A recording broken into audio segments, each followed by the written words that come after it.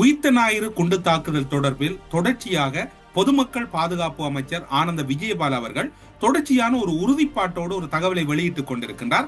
Easter தாக்குதலின் பின்னணியில் பிள்ளையான் நேரடி தொடர்பு உள்ளதாக இலங்கையில் இருக்கக்கூடிய உளவுத்துறை தகவல்களும் இலங்கையின் விசாரணை பொறிமுறைகளிலும் தகவல் கிடைத்துள்ளதாக பொதுமக்கள் பாதுகாப்பு அமைச்சர் ஆனந்த விஜயபால அவர்கள் குறிப்பிடுகிறார்.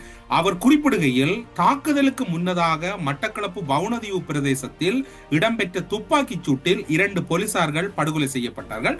அந்த 2 போலீசாரின் படுகொலையிலேயே இந்த விவகாரங்களுக்கான சூழ்ச்சி கோட்பாடு ஆரம்பிக்கப்பட்டிருக்கின்றது, சூழ்ச்சி திட்டம் வகுக்கப்பட்டிருக்கிறது என்பதனை அங்கு ஆனந்த விஜயபால அவர்கள் குறிப்பிடுகின்றார்.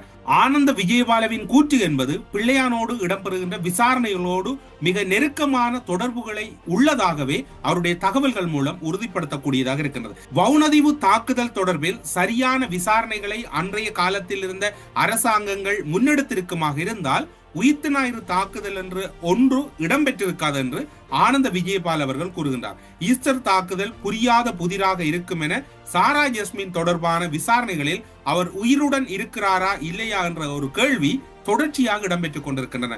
சாரா ஜஸ்மின் புலோஸ்தினி சாரா ஜஸ்மின் என்பவர் அவர் காணாமல் போனார் அல்லது படுகொலை செய்யப்பட்டார், அவருடைய DNA பரிசோதனை மேற்கொள்ளப்பட்டது என்கின்ற முன்னுக்கு பின் முரணான தகவல்கள் தொடர்ச்சியாக இலங்கையின் அரசியல் பாட்டில் பேசப்பட்டுக் கொண்டிருந்த சூழ்நிலையில் அவரும் இதனை ஒரு மர்மம் என்று குறிப்பிடுகிறார். அசாத் மௌலானா வழங்கிய வாக்குமூலத்தின் அடிப்படையில் 40 பேரிடம் விசாரணைகள் மேற்கொள்ளப்பட்டுள்ளதுடன் 5 பேரிடம் ரகசிய விசாரணைகள் மேற்கொள்ளப்பட்டதன் அடிப்படையில் மட்டக்களப்பு மாவட்ட முன்னாள் முதலமைச்சர், மட்டக்களப்பு மாவட்டத்தில் இருந்த முன்னாள் முதலமைச்சரும் முன்னாள் நாடாளுமன்ற உறுப்பினருமான பிள்ளையான் கைது செய்யப்பட்டிருக்கின்றார், விசாரணைக்கு உட்படுத்தப்பட்டிருக்கிறார். கைது செய்யப்பட்டு தடுத்து விசாரணை நடத்திய போது பல விடயங்கள் வெளிவந்துள்ளது.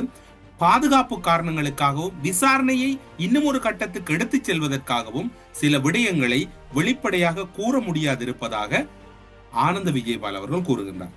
இது ஒரு புறம் இருக்க, இந்த விசாரணைகளோடு மிக நெருக்கமான பல விடயங்கள் தொடர்ச்சியாக அங்கு பேசப்படுகின்றன, ரகசியமாக ஆராயப்பட்டுக் கொண்டிருக்கின்றன.